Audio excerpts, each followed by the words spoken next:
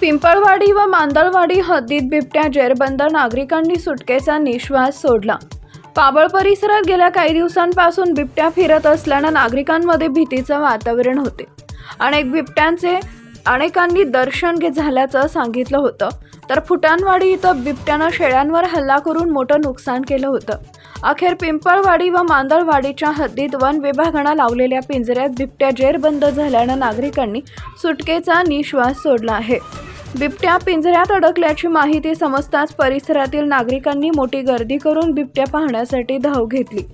घटनेची माहिती मिळताच वन विभागाचे अधिकारी तातडीनं घटनास्थळी दाखल झाले।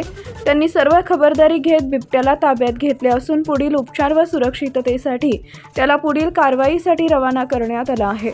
वन विभागाच्या तत्पर कारवाईमुळे संभाव्य अनर्थ टळला असून नागरिकांनी वन अधिकाऱ्यांचे आभार मानले। टाइम्स ऑफ महाराष्ट्रसाठी प्रतिनिधी बाबा इनामदार यांचा रिपोर्ट।